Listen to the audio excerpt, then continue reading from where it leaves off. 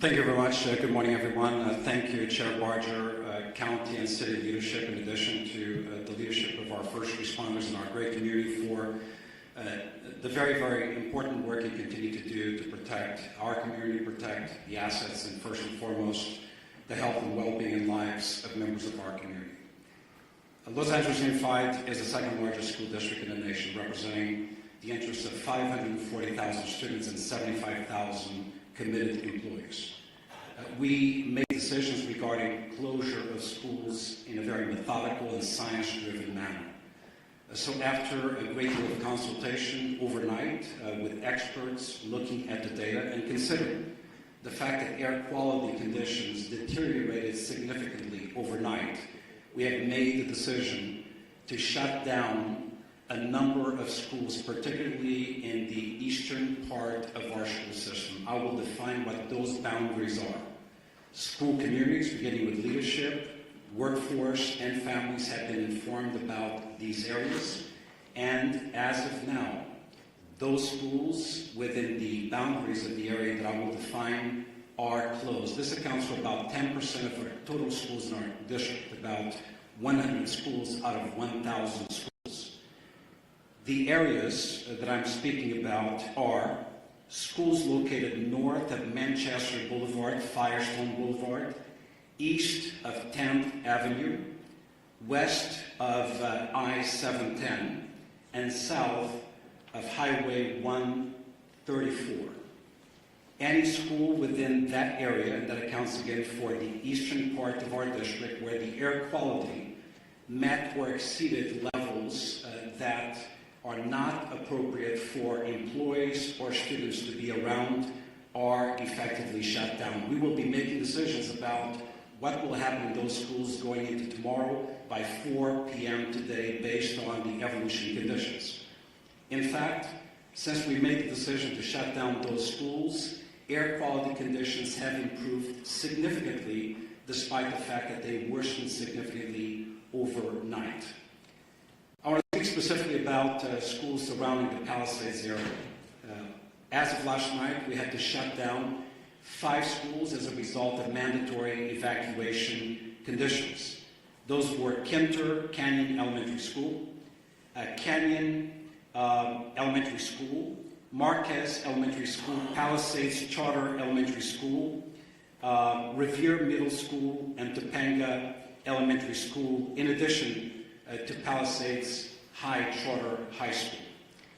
We have reports that Palisades High sustained significant damage as a result of the fire. We are working with state and federal entities to quickly access resources to address the issues facing this community. I want to very briefly address our workforce. We know today is not going to be a perfect day. A number of schools are shut down. However, localized conditions may make it difficult for our workforce or parents and students to access schools. Air quality conditions may vary and in fact may not necessarily be appropriate beyond the area where we close schools. Please use your discretion. We will utilize grace and be flexible regarding attendance and for students and employees alike.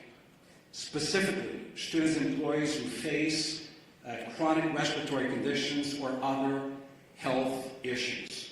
We will be flexible regarding these individuals. We will provide additional updates later on today regarding conditions of schools going into tomorrow. For the schools that are open, recognizing the workforce needs of the parents of our children, beyond the bell activities, care for children in those schools will continue to be provided today. Today is not a typical day. We need flexibility, patience, and grace, and we shall extend that to our workforce and certainly our parents and students in our community. Once again, our hearts go out to those who have been impacted, and our eternal gratitude to the first responders of our community for the fantastic, difficult work they've done over the past year. Thank you very much.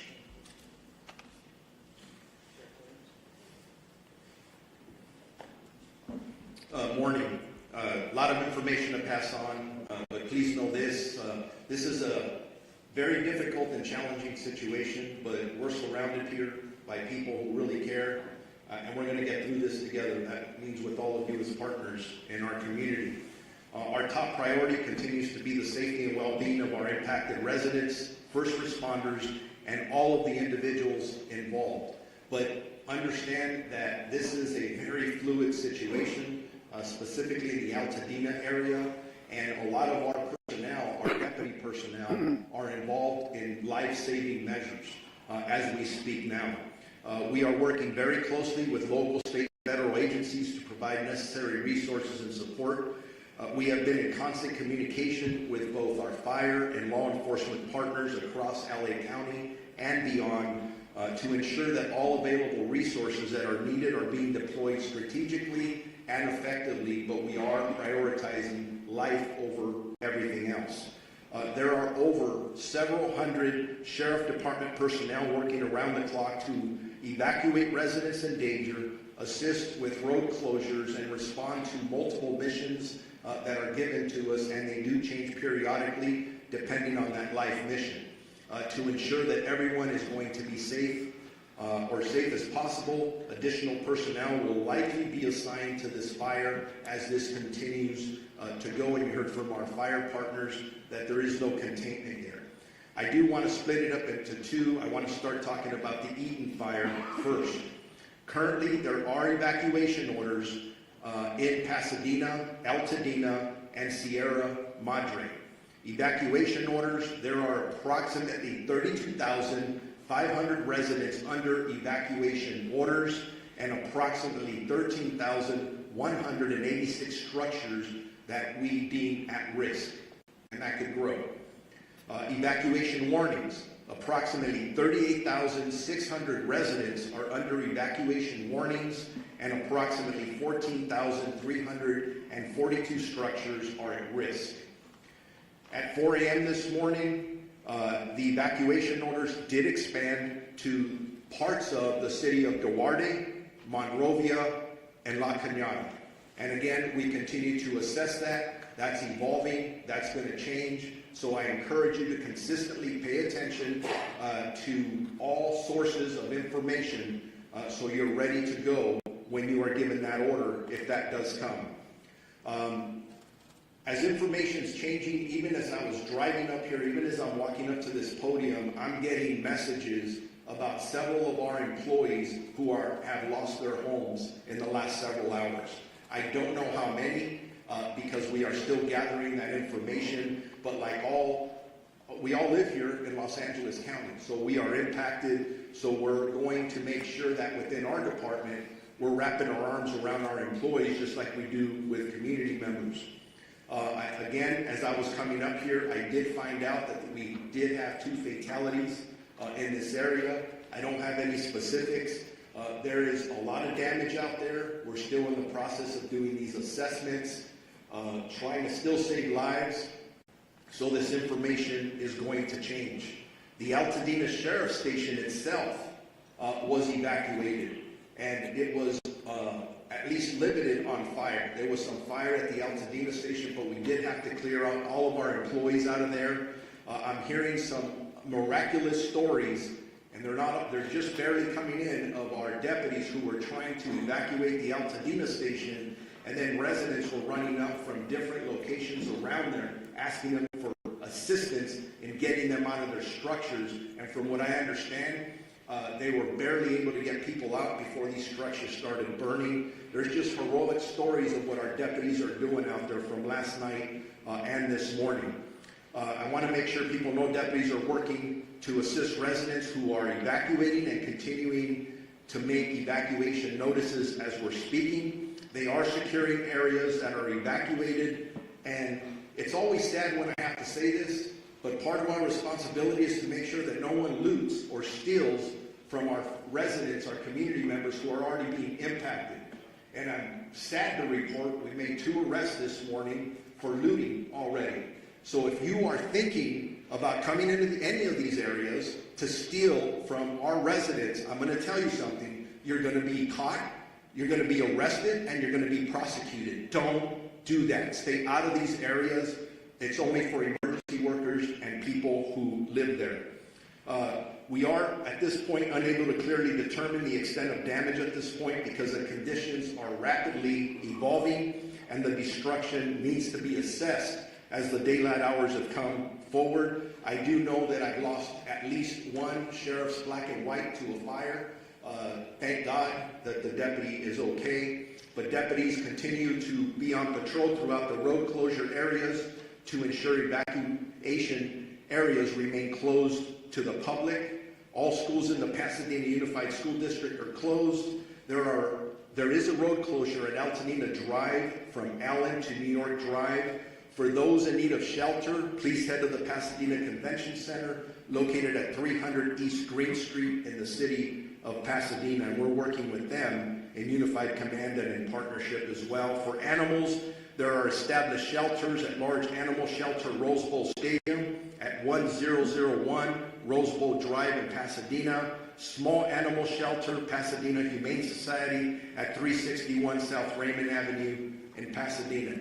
I'm going to switch gears now to the Palisades fire that we've been heavily involved in with our partners, again, with LAPD and LA City Fire and everyone else that's up there working. As of this morning, the fire was still burning in that area, and that's impacting our residents. Evacuations are in effect, continuously in effect for the city of Calabasas, the city of Malibu, Los Angeles City, Pacific Palisades, and unincorporated area of Los Angeles County and Topanga Canyon.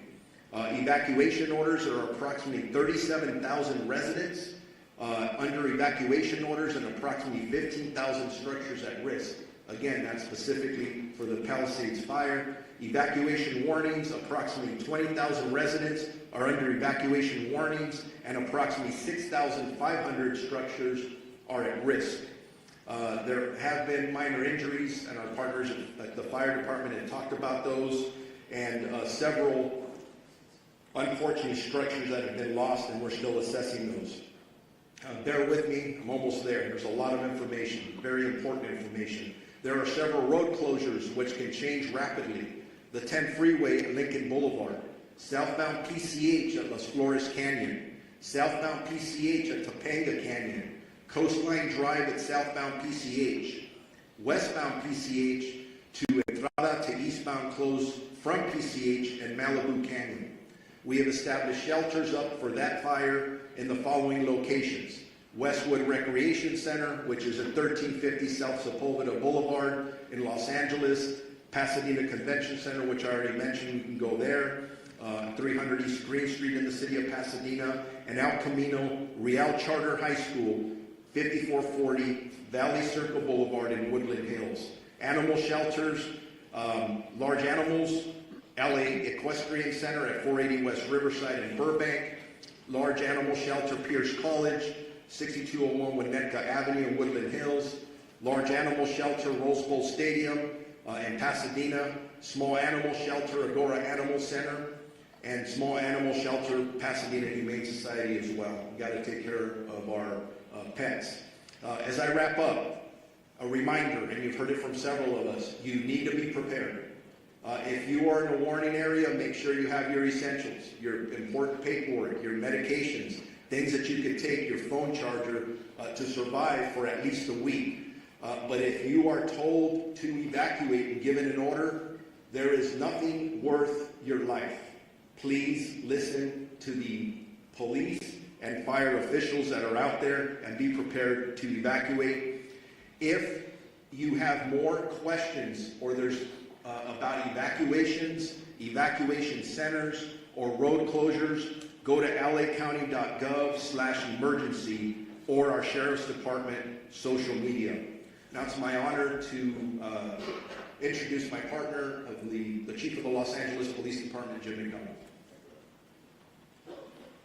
Thank you very much. And as you look at the group assembled behind me this morning, each of those and everybody we represent who's out in the field all have families.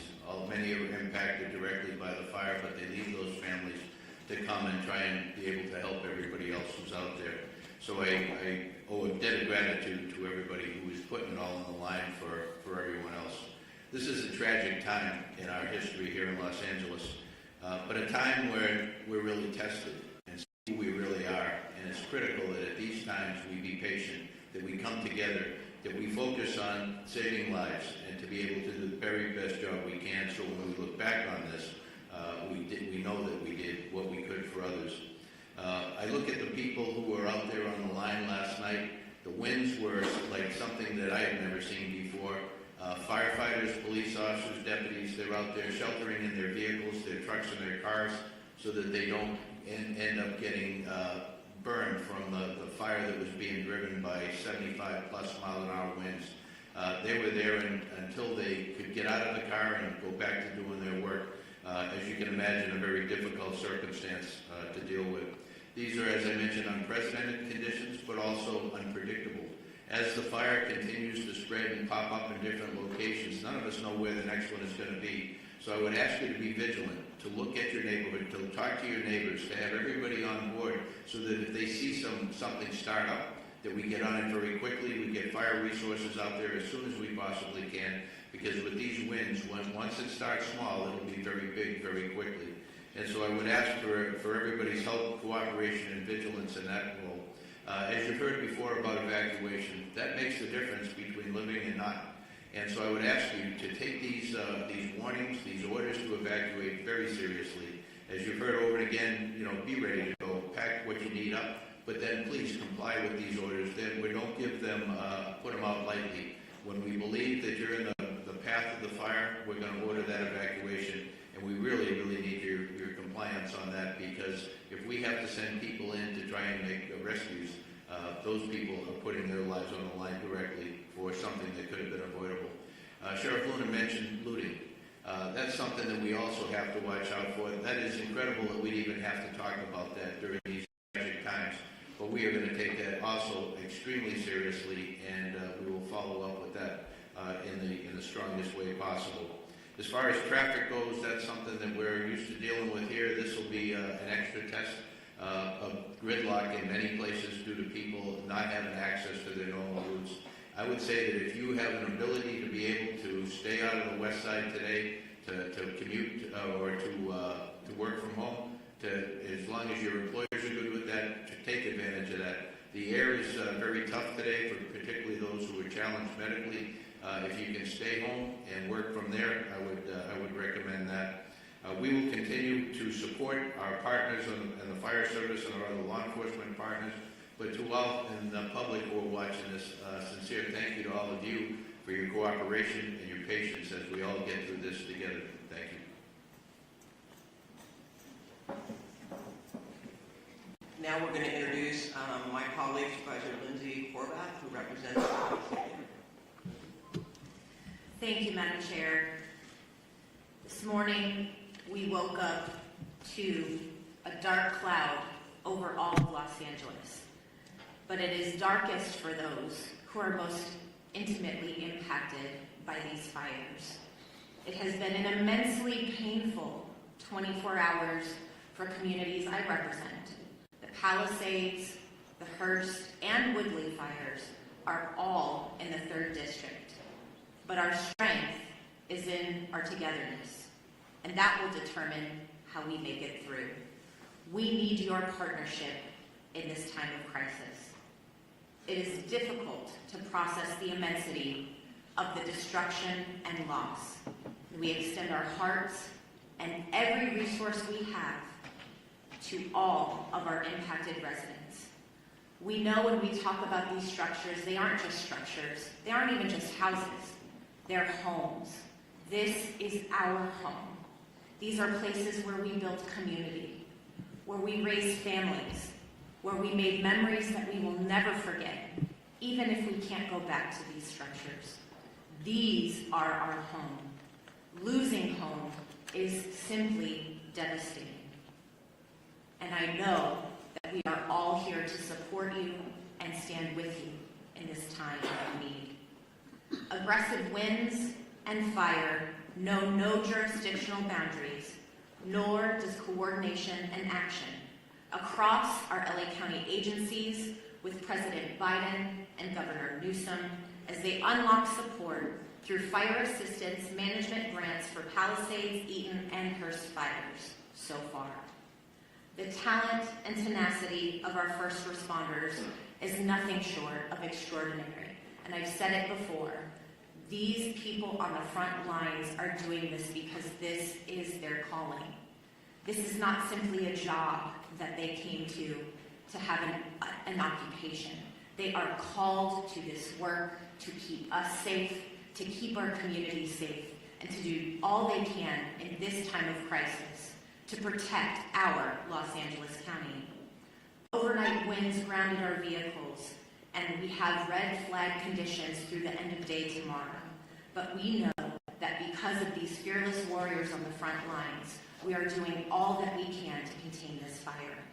Thank you for your work to keep Los Angeles County safe, including the 3rd District communities of Pacific Palisades, Topanga Canyon, Sunset Mesa, Malibu, Santa Monica, Sylmar, Granada Hills, Balboa, and surrounding communities. Our number one message to everyone in impacted areas is to follow all evacuation orders and warnings and to stay where you are safe as long as the evacuations remain in place. We continue to have shelter capacity for you, as you have heard, for you, for your pets, and we have animal sheltering sites as well. These orders are not just to keep you safe and to keep your community safe, they are also to keep those on the front lines of this devastating crisis safe.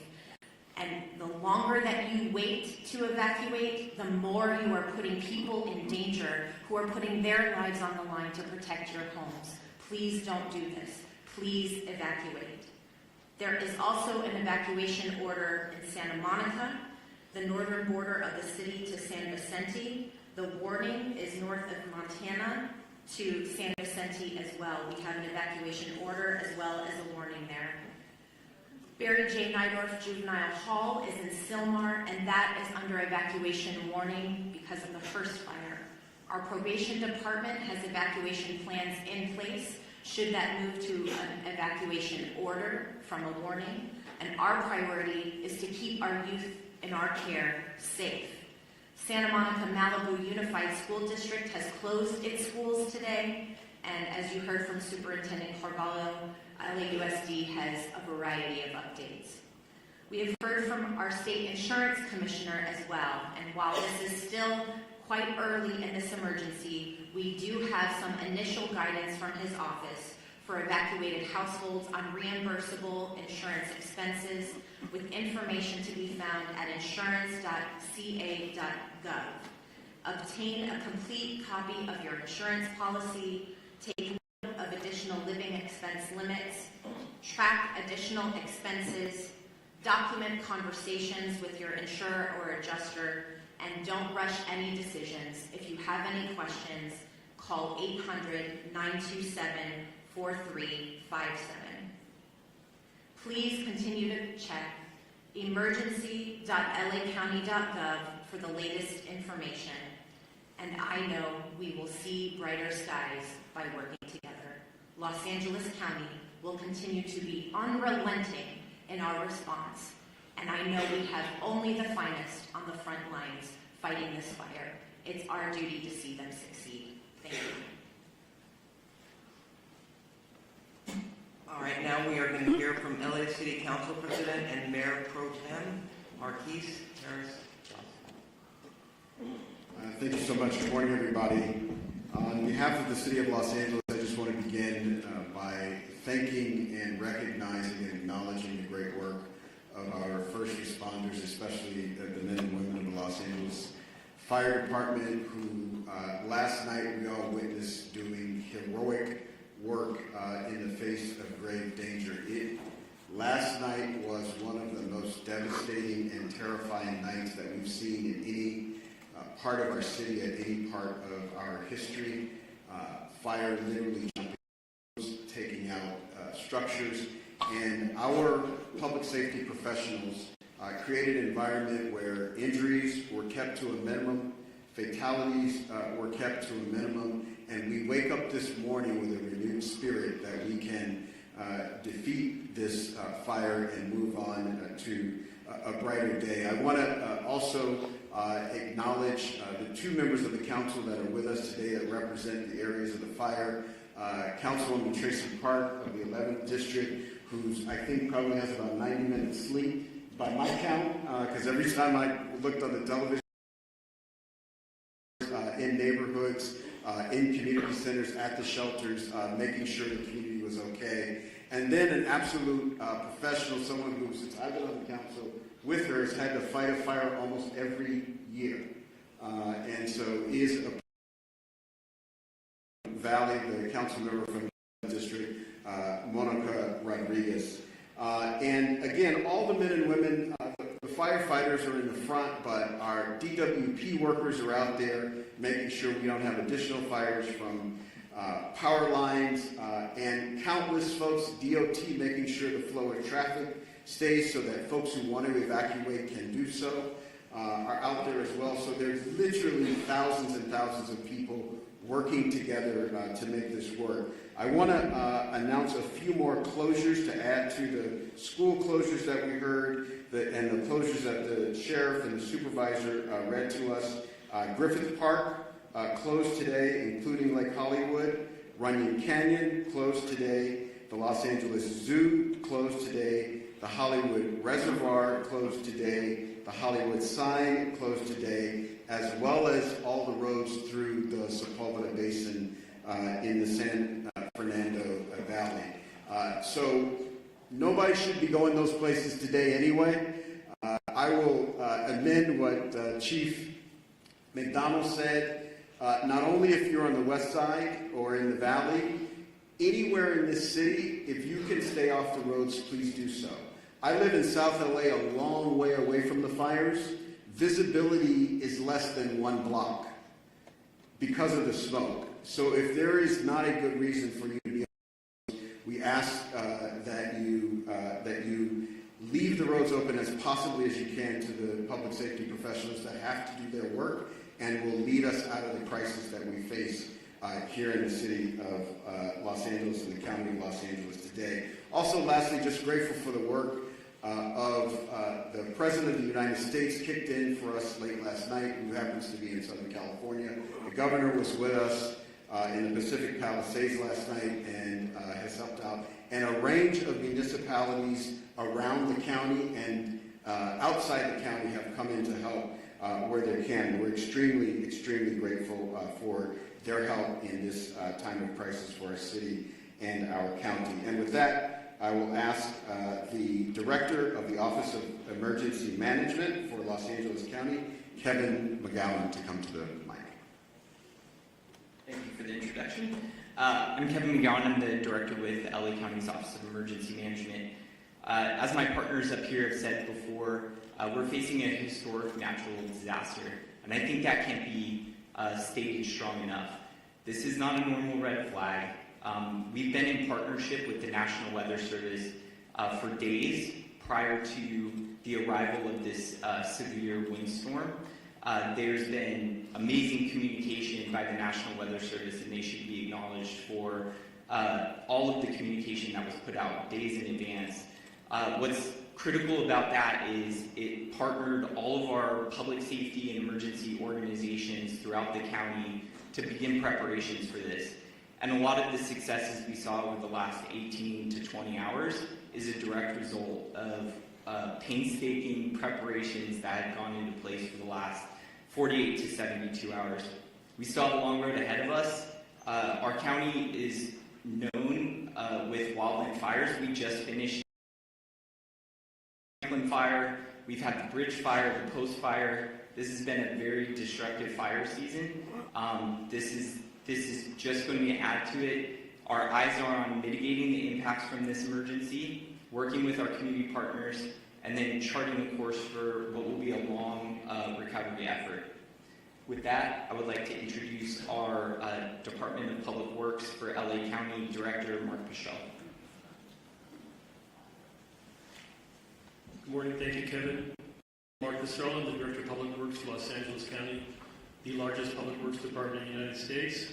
We're coordinating across the area with all our partner agencies, including, of course, primarily the City of Los Angeles in addressing this event today. I'm going to talk a little bit about what our focus in terms of infrastructure. Before I do that, though, I do want to acknowledge all of the residents that have either lost a home or who are being evacuated. I do personally understand what that is about and understand what kind of fear that can put into you.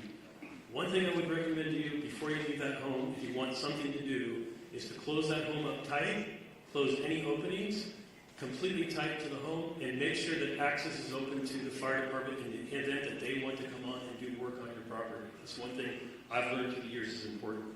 So right now, LA County Public Works is focused on water supply, transportation system, and preparing our flood control system for the inevitable post-event, which may be flows of debris and mud. With respect to water resources, there's been quite a bit of talk in the media about the water system that we're using for suppression. So let me make the following statement. There have been quite a bit of comments over social media about the local water supply and its impact on firefighting efforts. There is collaboration across this region. Over 200 water retailers serve the region. LA Fire area, LA City serves the area in the Palisades area. We also serve the Palisades area in the north area, unincorporated area of water supply through the hydrant system. The municipal water systems that service our homes and businesses continue to work effectively. However, they are not designed to fight wildfires. A firefight with multiple fire hydrants drawing the water from the system for several hours is unsustainable. This is a known fact. That's why air support is so critical to the firefight, and unfortunately, wind and air visibility have prevented that support. However, county and city water reservoirs, open reservoirs, are available and on standby once that support becomes available. We will be having fixed wing as well as helicopter draw of water from our system. We also need customers to understand that it is really quite futile to attempt to fight fire with your hose at your house. That's not something I would recommend you do, but in fact I would ask that you turn off your water and turn off your gas, both things before you leave the residence, so that we can continue to have that water supply for the hydrant system. The transportation system is operating with many, many closures. Those closures are meant for evacuation as well as fire suppression efforts. So we're asking residents not to abandon vehicles in streets, to not park vehicles in streets, but to leave those vehicles on your property. And we ask that you drive very carefully, because we also have the other event, numerous signals out across the area. So we need people to drive very consciously in the street system. And then the third piece in the road system and in our homes is the wind is causing massive tree fall. We have over hundreds and hundreds of trees that have fallen in the area already. We expect more of that to occur. This is a safety hazard for you and your children. So we're asking that you avoid walking outside, avoid being under trees, avoid parking cars under trees, all the things that you can imagine that a tree can do. A tree can be just as devastating to a home and to your personal self as a fire. So please be aware that the wind event is going to continue, and the infrastructure is currently preparing to remove that. We are removing trees as they fall where it's safe to do so. There will be a mass debris removal system put together that the county is coordinating, but we would be removing and working with the cities to remove the mass debris that's going to occur, not only from the structures that have been damaged, but all of these trees that are down. So please, one of the things is make way for our utility workers who are in support of the very, very, very brave firemen and sheriff and police force that are out doing their job. We are in full support of them. So lastly, on the flood control system, this is just a quick note that yes, in fact, we will have a lot of debris. The flood control system has been impacted, that covers the entire region, by the fire. In fact, many of our facilities have been burned. One in Eaton area there and its facilities are currently threatened. We're looking at that and we're going to raise up those systems. As we enter into post-fire, our department will be available to do a review of your individual properties to make sure that you're safe from debris flow as another event that may occur in LA County. With that, I'm happy to turn over the microphone to my partner from the Department of Water Power, the General Manager, Janice Quiñones. Thank you, Mark.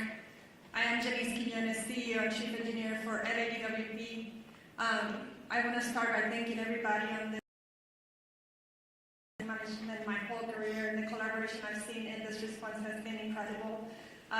Especially our first responders, I want to thank our crews that have been working on highways trying to restore power as fast as possible. And also county, city council, mayor's office. The mayor has been in contact with me all the time. And also other utilities in California have been proactive to help us with the restoration. So we're in the process of contacting them to ask for more support. I want to continue the thought process that Mark had about water supply in Palisades. We had a tremendous demand on our system in the Palisades. We pushed the system to the extreme. 4 times the normal demand was seen for 15 hours straight, which lowered our water pressure. We were pushing 75 CFS on our trunk line to try to keep water pressures on the system. If there's a message to take away from me today, is I need our customers to really conserve water, the whole system, because the fire department needs the water to fight the fires, and we're fighting a wildfire with urban water systems, and that is really challenging. What happened in Palisades? We have 3 large water tanks about 4:45 p.m. yesterday. We ran out of water in the second tank about 8:30 p.m. and the third tank about 3 a.m. this morning. On the fire hydrants in the hills of Palisades, and because we were pushing so much water in our trunk line, and so much water was being used before it can get to the tanks, we were not able to fill the tanks fast enough. So the consumption of water was faster than we can provide water in our trunk line. So I want to make sure that you understand there's water on the trunk line. It just cannot get up the hill because we cannot fill the tanks fast enough. And we cannot lower the amount of water that we provide to the fire department in order to supply the tanks because we're balancing firefighting with water. So we have our operations people on the water side at the command post with the fire department, helping provide as much water as we can find to our first responders. What are we doing now? We're sending about 20 water tanks for our construction crews full of water to support the fire department. We identified other areas in our field. It takes about 30 minutes to refill about 4,000 gallons of water, and we're constantly moving that water to the fire department to get them as much water as we can. I would also ask for the people on zip code 90272, because we're pushing the water system so hard, our water quality is decreasing. So we're going to be issuing a boil water notice this morning for about 48 hours. The water quality is low. We have a lot of ash in the system. And so please, if you're going to be drinking water, you need to boil the water. Those boil waters will continue to increase as the system starts restoring. We're also managing a power outage restoration. Our water emergency has been the #1 primary issue, but the power issues are continuing. Around 11 p.m. last night, and that's when we saw the majority of our outages coming in. As of 7 a.m. today, we have 135,000 customers out of power. We have restored about 78,000 customers since the start of the outage. 32 customers have been out of power for more than 10 hours, and 7 for over 18 hours. If you are out of power, I urge you to call us, call 911, let us know as safely as possible. We are on a severe emergency activation at the EOC for both water and power. It's taking us 24 to 48 hours to get to all of the outage. That's why we're going to start increasing our mutual aid request to get more crews on here to reduce that restoration time. But we cannot do that until it's safe for our crews. And I'm happy to report we have had no safety incidents for either the water and the power crews, which we need all the crews on. 40% of our outages were due to us having to de-energize the circuits for public safety. And we cannot energize them until it's safe to do so, and we have put eyes on our system. 20% is because of wire downs, and 6.5% is because our system has protected itself from further outages, and so we have to patrol every line before we come back online. With that, I just want to thank everybody, and Madam Chair. Thank you so much.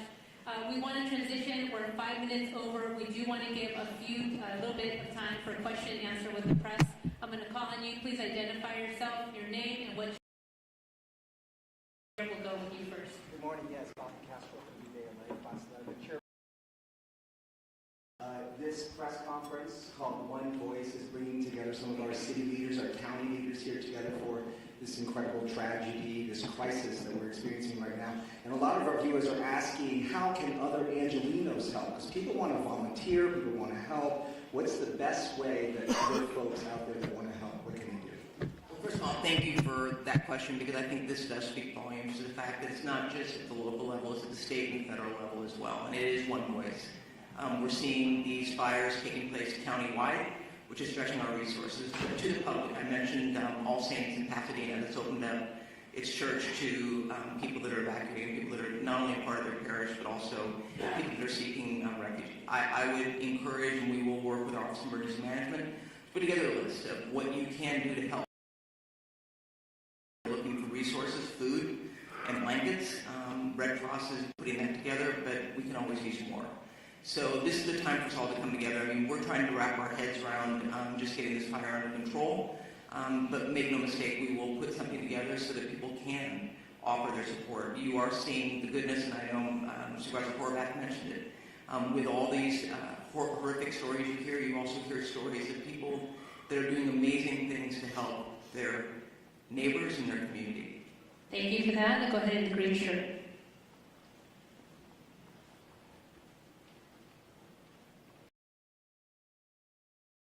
Yeah, the DWP was talking about the problems with the water supply, and I was wondering if either the DWP or the fire department has any kind of numbers to talk about, like what is the number of hydrants that could not get water because of these pressure issues, what percentage of the system in Pacific Palisades wasn't getting service at that point, and given the type of things you're describing this morning, do you think there needs to be an overhaul of the system, given these increasing number of urban fires, and also when does the mayor return? And David Zanizer with the Los Angeles Times.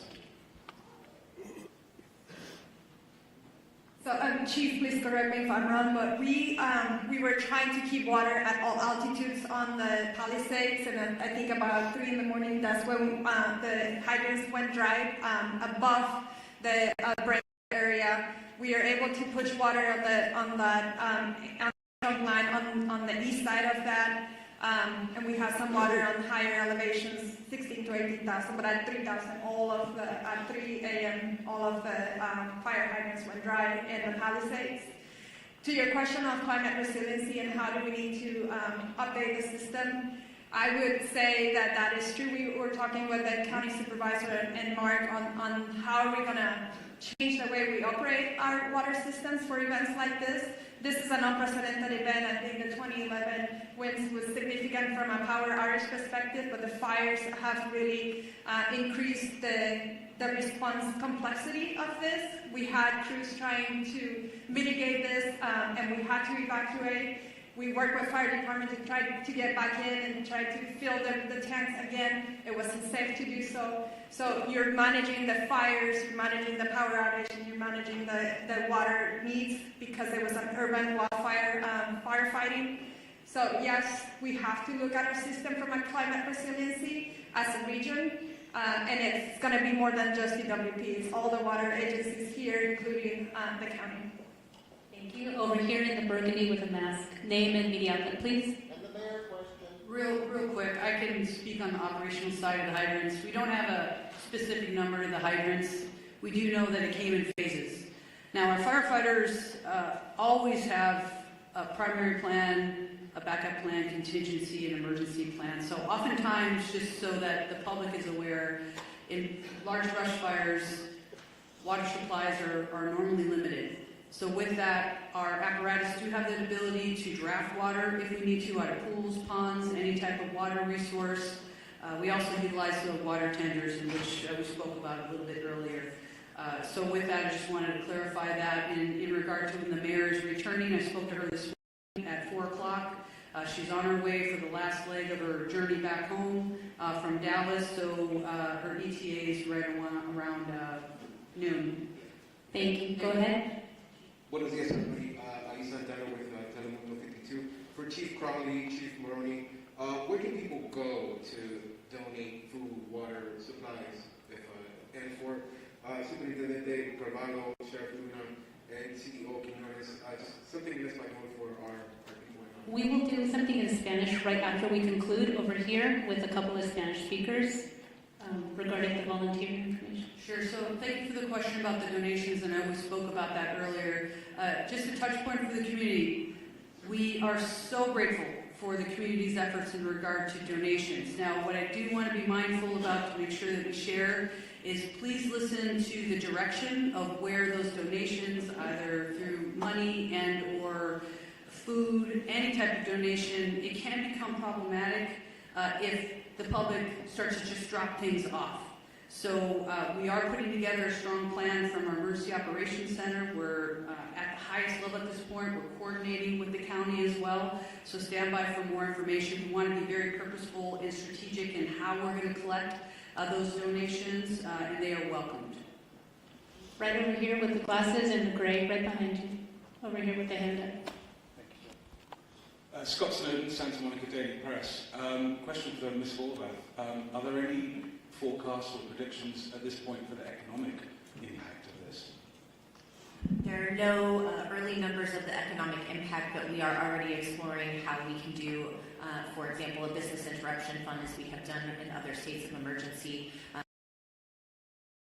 Also been impacted in addition to the people who are experiencing difficulty in their homes. So we are looking at what resources the county has available to support on all fronts. But thank you for the question. Lastly, do you think this will affect insurance companies and their approach to house owners going forward? I believe it already has, and the conversation is ongoing. As I shared earlier from the insurance commissioner, I know this is an ongoing conversation in his office, and he has provided that information and welcoming phone calls from folks who do have questions about insurance impacts as a result of these fires.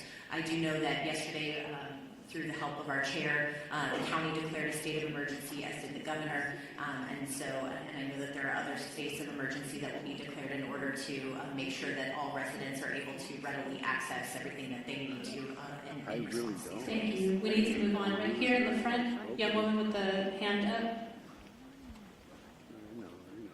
Hi, Grace Tui with the Los Angeles Times. I was hoping one of the fire chiefs could talk a little bit about long-range spotting and how far we actually saw embers jumping from one fire to other spot fires. And then additionally, we heard repeatedly fire crews requesting help, backup, and not having enough crews. Were you guys prepared enough for this? Do we have enough resources to fight these fires? Thank you. Thank you for the question. So I'll start at the end and work back. No, LA County and all 29 fire departments in our county are not prepared for this type of widespread disaster. There are not enough firefighters in LA County to address 4 separate fires of this magnitude. We were prepared. We did get state pre-position resources that came from Northern California that were up in the Santa Clarita Valley. We did hire additional firefighters from the LA County Fire Department and pre-positioned them in the Santa Monica Mountains.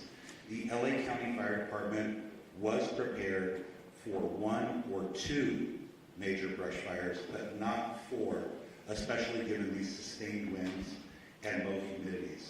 Like our Director of Emergency Management said, this is not a normal red flag alert. People were calling for help. We tried to get them the help that they needed. LA County right now, like the LA City Fire Department, is prioritizing life safety, but we are also engaging in structured defense, perimeter control, and aerial operations. Remember that the LA County Fire Department has 13 aerial assets available to it. In addition to our agency-owned helicopters, we have our 2 CL-415 Super Scoopers and our CH-47, which is part of the 3-county QRF. So we're prepared to keep fighting the fight. Like I said earlier, I've requested additional resources, not only from Northern California, but from out of state. We did that last night, yesterday. So we're doing the very best we can. but no, we don't have enough fire personnel in LA County between all of the departments to handle this. Thank you. Thank you. And we have a couple of just quick I questions. just want to also acknowledge that that came down from Sacramento State Senator Ben Allen and Sasha Perez, as well as our Santa Monica Mayor Negodete, who's also present here. And I know that Congressman George Whiteside is flying in from Washington, D.C. He represents the Sylmar Santa Clarita area, and so we appreciate you all being here. Thank you. And I think someone from the mayor's office would like to go ahead and introduce. Thank you, appreciate it. Good morning, everybody. Celine Cordero, Deputy Chief of Staff to Mayor Bass. I just want to step forward and address the question about the mayor. The mayor will be on the ground shortly, very shortly this morning, and engaged. But I want to assure the community and the city are engaged 100% of the time, the entire last 24 hours throughout this unfortunate event and crisis. The mayor has been in constant communication with our chief of police, our fire chief, our council president, our law enforcement partners, our Supervisor Barber, thank you, and our county partners. So I just want to stress she has had 100% access the entire time that she's been traveling and been actively involved in the decision making. So thank you very much to all of you, and the mayor looks forward to meeting you very shortly this morning. Thank you for that. Over here in the green shirt. Good morning. Stephen Coleman, KABC. You mentioned 4 fires. I'm aware of 3. Could you describe and characterize the 4th fire? County fire? Yes, I can speak briefly on that 4th fire. Was a woodley fire, which is approximately a smaller fire. We threw a lot of resources at it. It is under control at this point. We'll push that information out to the media so you have the very specifics, but we're calling it the woodley fire. Could you tell us where it was located? Where? Yeah, it was in the Sepulveda Basin. Yes, sir. Thank you. Last question, then we'll have one-on-ones. Hi, Samantha Norris, San Fernando Valley Sun. I know the Hearst Fire is one of the smaller fires here, but can somebody speak more to what resources are being deployed to that fire? And for people in the Sylmar area, what are the evacuation zone areas, any closures, and where those people can go in the area? Hi, good morning. Councilwoman Monica Rodriguez from the 7th District. Last night we evacuated 71 horses from the Stetson Ranch area. The fire came up quickly, and so thankfully they were safely evacuated to the Hanson Dam Equestrian Center. As we indicated, this is a very dynamic situation, and the lack of aerial support is making it that much more challenging for firefighters to be able to fight these fires, whether it's in the Palisades or any other part of the county.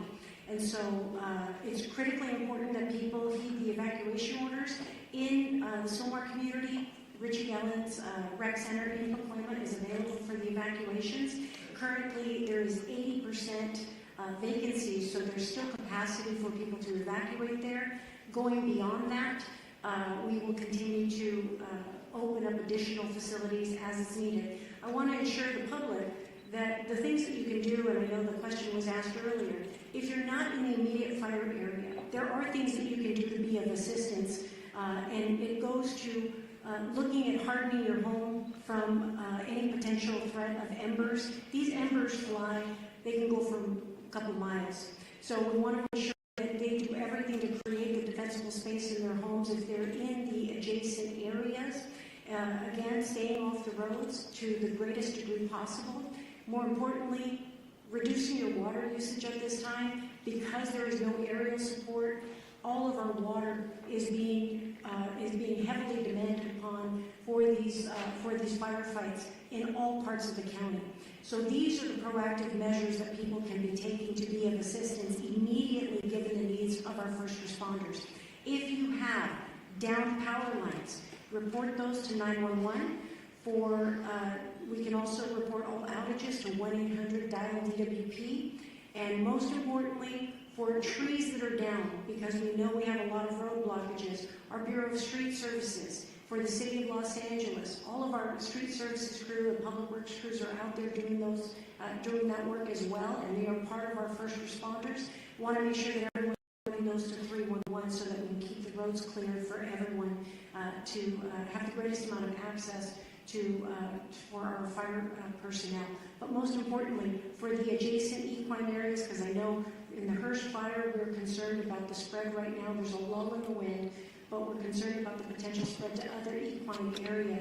We want to make sure that we launched our for horse-keeping areas in the northeast San Fernando Valley, and I want to continue to urge the public in these adjacent areas to please be prepared with your bags, with your important documents, to be ready to be prepared to potentially heed the call for evacuation. Thank you. Thank you very much. We're over time. We're going to... Just one clarity as well, so you have some of the statistics. It started at 1010 last night. The latest acreage we have is 500 acres. We're working closely with our partners, which are the Los Angeles National Forest. We have a rep over here behind us, so we can do some one-on-ones if you want more specific, but we are unified with them. Also, the good news is, through the heroic efforts of our crews working through the night last night, our overall objective was to keep that fire so it did not overpass the 5, did not cross the 5 at this point. We're able to hold it to that point, but again, the winds are back up. We're working really, really hard there to make sure we maintain that, and we continue to work really, really hard with our partners. I don't have too much more to add, but I will share that the Los Angeles City Fire and the Angeles National Forest went into unified command immediately when that fire started. And that fire started in an area where well exercised, known as the mutual threat zone. So that's a part of our pre-planned unified command area, and that includes ground resources, aircraft. And of course, as I mentioned, aircraft has been having a hard time finding good air, and actually with the wind speeds. We're assessing aircraft availability every minute, continuously watching for a window to get aircraft up from multiple parts and multiple agencies. The Angeles National Forest aircraft and the air tanker base that services the Southern California areas at Lancaster under the U.S. Forest Service, and they're watching for opportunities to launch aircraft. But last night, the winds out in the Antelope Valley were just as bad as they were here in what we call the Front Range. So we're still struggling to get aircraft in the air. Yes, sir. Robert Garcia, Fire Chief for the Angeles National Forest. Thank you. We are wrapping up our press conference. We will have one-on-ones and a short for Spanish media. If you gather right over here, we will have Sheriff Luna and also LA City PIO with Fire David Ortiz. So Spanish interviews right over here to my right.